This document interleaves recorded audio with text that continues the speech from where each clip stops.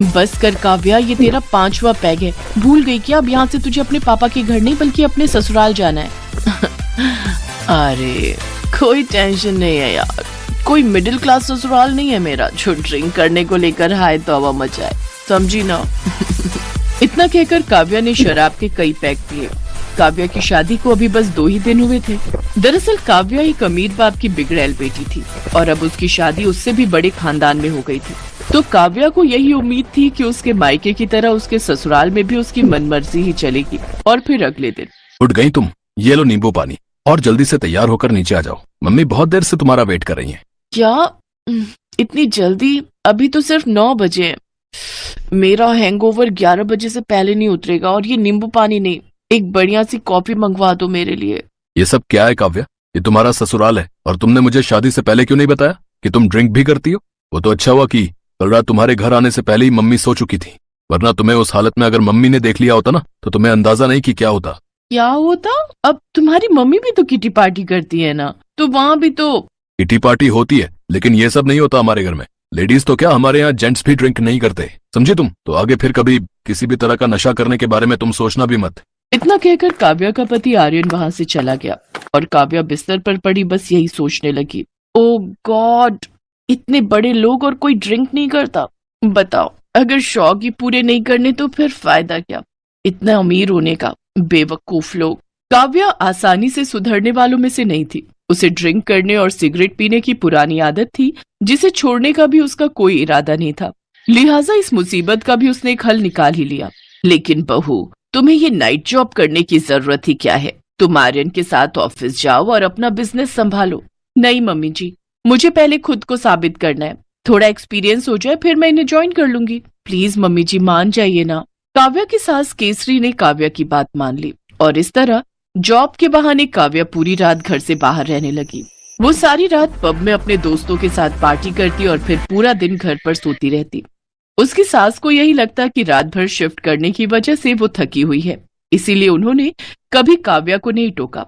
लेकिन फिर एक दिन, बहू, शादी के बाद ये तुम्हारी पहली होली है, हमारे सारे रिश्तेदार तुमसे मिलने आएंगे।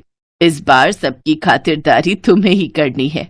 तुम्हें जो कुछ चाहिए लिस्ट बनाकर मुझे दे देना, ठीक है? घर के नौकरों की मदद से काव्या ने जरूरी सामान की लिस्ट बनाकर तैयार कर ली। हालांकि उस लिस्ट में एक ऐसी चीज थी जो काव्या ने अपनी मर्जी और जरूरत के हिसाब से लिखी थी। ये भांग, ये क्यों चाहिए? मम्मी जी, बिना भांग के होली सेलिब्रेशन कैसे होगा? वैसे ही जैसे हर साल होता है बेटा, हमारे यहाँ कोई भांग नहीं पीता, तो इसे हटा दो। काव्या ने अपनी सास से बहस तो नहीं की, लेकिन उसी पल से वो अपने दिमाग के घोड़े दौड़ाने लगी। उफ, मैंने आज तक बिना भांग चढ़ाए होली नहीं मनाई और इस बार भी भांग तो मैं पी कर ही रहूंगी। काव्या ने सोच लिया था कि उसे क्या करना है। उसने सबकी नजरों से छुपाकर भांग मंगवा ली और फिर होली के दिन, ये क्या काव्या, इतनी बड़ी पार्टी और भांग का इंतजाम ही नहीं है। अरे कोई बात नहीं यार, इसके ससुराल में नहीं पीते होंगे तो इसने भी छोड़ दी होगी। अरे ऐसे कैसे, पूरा इंतजाम कर रखा है मैंने।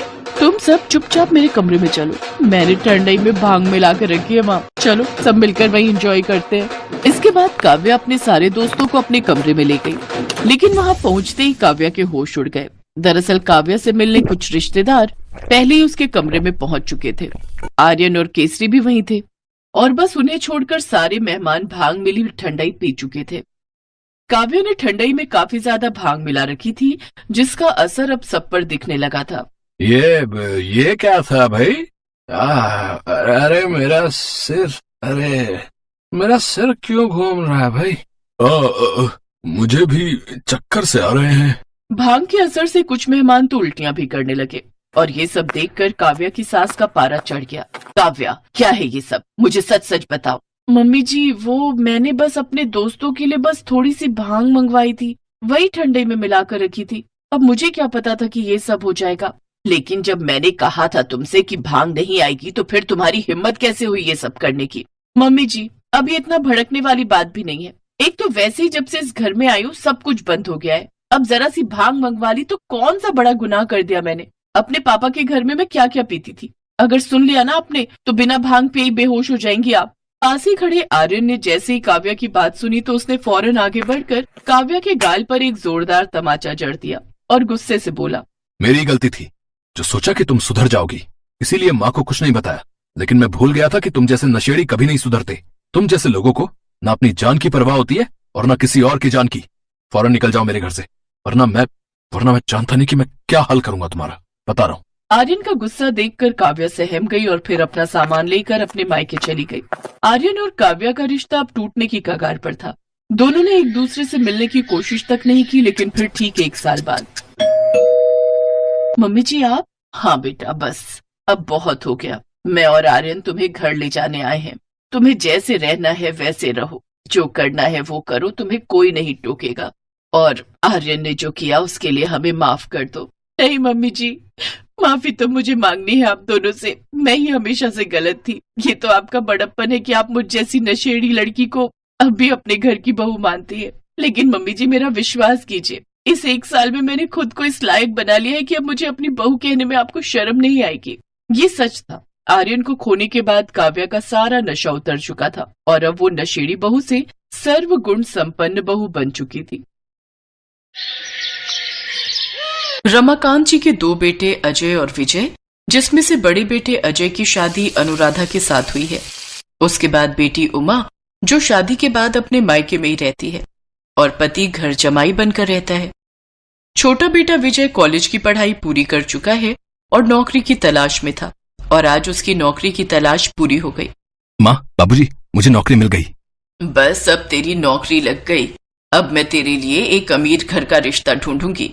माँ जी चाय रख दे और अपना ये मनहूस चेहरा बार बार मेरे सामने मत लाया कर। माँ तुम ठीक कह रही हो, विजय के लिए एक पैसे वाले घर की लड़की ढूंढना, अजय भैया को तो ये गरीब घर की लड़की मिल गई। माँ, कहने से पहले सोचा करो, तुम्हारा पति भी कुछ नहीं करता, ये भी घर जमाई बनकर बैठा है। माँ देख लो पिताजी फिर शुरू हो गए। मैं इस घर में एक पल भी नहीं रहूंगी अब। ये क्या कांड करने पर तुली है? गुस्से में आकर अगर इसने कह दिया कि यहां से चलो तो मेरे पास तो कोई रहने का ठिकाना ही नहीं है। उमा, ओ उमा, इधर आ। बोलो तो, तुम सब सुन रहे हो ना? हम आज ही ये घर छोड़कर चले जाएंगे। तुम थोड़ा बहुत तो काम कर ही रहे हो ना, 2 रोटी जैसे तैसे खा लेंगे। अरे जोश में होश मत खो देना भाग्यवान। तुम्हें पता भी है यहां पर नहीं रहे तो कहां जाएंगे? ज्यादा ही हवा में उड़ती रहती हो, चुप रहो। उमा का पति विश्वजीत बहुत ही चालाक और कामचोर स्वभाव का था। सारा दिन घर में पड़े रहना और अपनी सास के कान भरते रहना, यही उसकी आदत थी। माताजी, वो देखिए पिंकी बिटिया ने चीनी के डिब्बे से चीनी निकालकर पूरा डिब्बा जूठा कर दिया। बताइए, बच्ची को यह संस्कार दे रही है आपकी बहू। अगर मेरा बबलू ऐसा करता तो मैं उसके कान पर खींचकर चाटा मारता।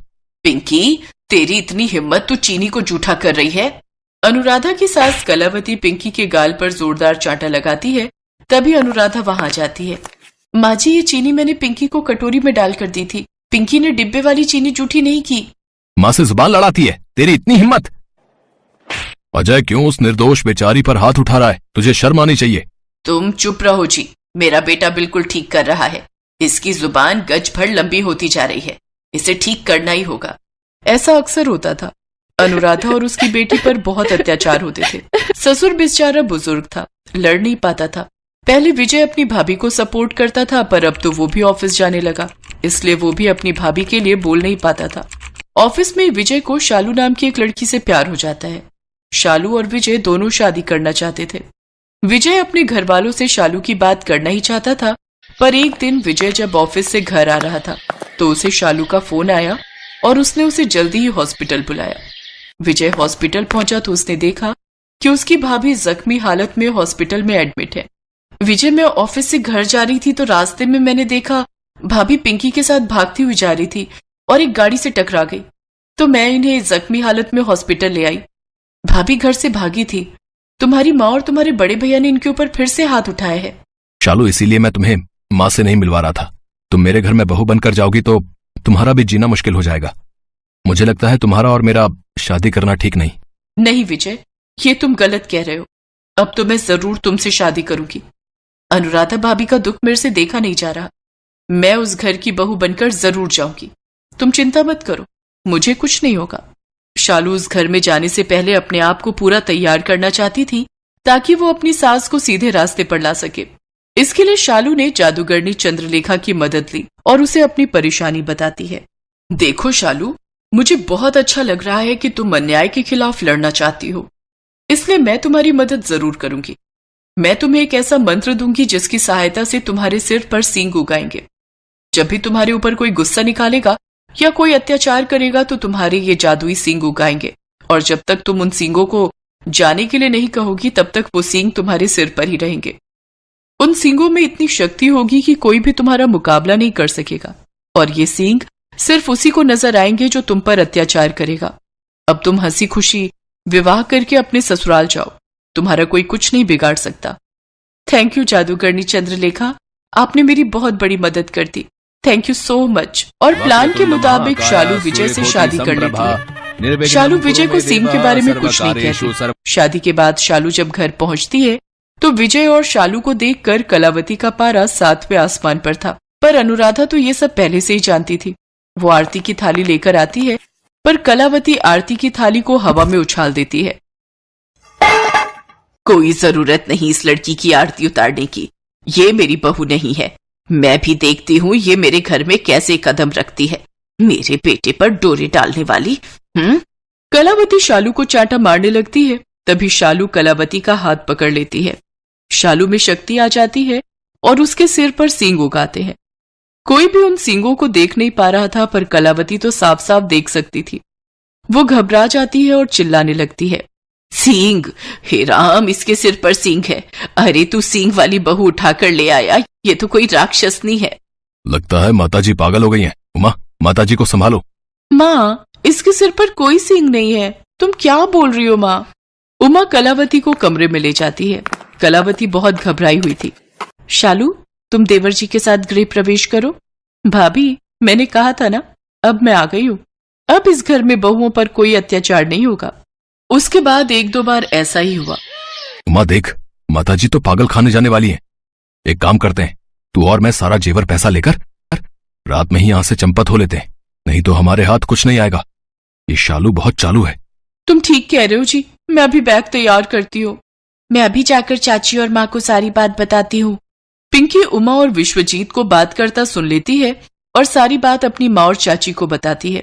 अच्छा भाभी, ये दोनों रात में घर से भागने का प्लान कर रहे हैं। अब समय आ गया है माँ जी की आंखों से इन दोनों के प्यार का पर्दा हटाने का। बस रात का इंतजार कीजिए। हाँ शालू, तुम ठीक कह रही हो। माँ जी तो इन दोनों को कितना मानती है, हमेशा उनकी परवाह करती हैं, और ये दोनों हमारे घर का सब कुछ लूट कर ले जाना चाहते हैं। माँ जी को ये सच्चाई पता चलनी चाहिए। जैसे ही रात के समय उमा और विश्वजीत घर छोड़कर भागने लगते हैं, तभी शालू घर की सारी लाइट जला देती है। उमा, दामाद जी, आप दोनों इतनी रात में कहाँ जा रहे हैं? माँ जी, ये आपकी पूरी तिजोरी लूटकर घर छोड़कर भाग रहे हैं। इनके बैग में आपका सोना, जेवर, पैसा सब कुछ है, और आप इन पर विश्वास करती हैं। उमा, ये सब क्या है? मेरी तिजोरी का सारा जेवर और पैसा लेकर तुम दोनों कहाँ भाग रहे थे? तुम दोनों कहीं नहीं जा सकते। बुढ़िया, तू रोकेगी मुझे? तू नहीं जानती मैं कौन हूँ। विश्वजीत ने पहले ही घर के बाहर कुछ गुंडे खड़े किए हुए थे। विश्वजीत का इशारा पाते ही गुंडे घर के अंदर घुस आते हैं और अजय, विजय, कलावती और बाकी सब घर वालों को पकड़ लेते हैं। अब समय आ गया, इन सबको घर के अंदर बंद करके जिंदा जला दो। उमा, बबलू का हाथ पकड़ो, हमें घर से बाहर निकलना है।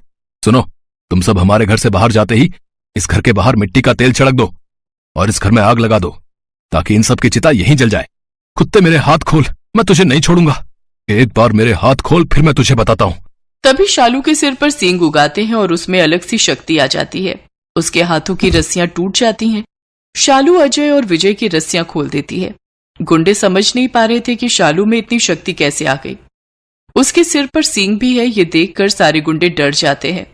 अब तो विश्वजीत और उमा को भी शालू के सिर पर सींग दिखाई देने लगे थे। उमा और विश्वजीत डर जाते हैं। शालू के ससुर ने पुलिस को फोन कर दिया था। कुछ ही देर में पुलिस आ जाती है और विश्वजीत, उमा और बाकी गुंडों को पकड़ लिया जाता है। शालू के सिर से सींग गायब हो चुकी थी। माँ, हमें पुलिस के हवाले मत करो, हम यहाँ से दूर चले जाएंगे। इंस्पेक्टर साहब, जितने गुनहगार ये दोनों हैं उतनी मैं भी हूँ। मैं अपने बच्चों को नहीं समझ पाई, आप इन्हें सजा मत दीजिए। कलावती को अपनी गलती का एहसास हो गया था। उसने अपनी दोनों बहुओं से माफी मांगी। अजय को भी अपनी गलती का एहसास था, वो भी अपनी पत्नी अनुराधा से माफी मांगता है। उमा और विश्वजीत उस घर को छोड़कर हमेशा के लिए चले गए। विजय खुश था कि शालू ने जो कहा वो कर दिखाया। उसने अपनी हिम्मत से सब कुछ ठीक कर दिया।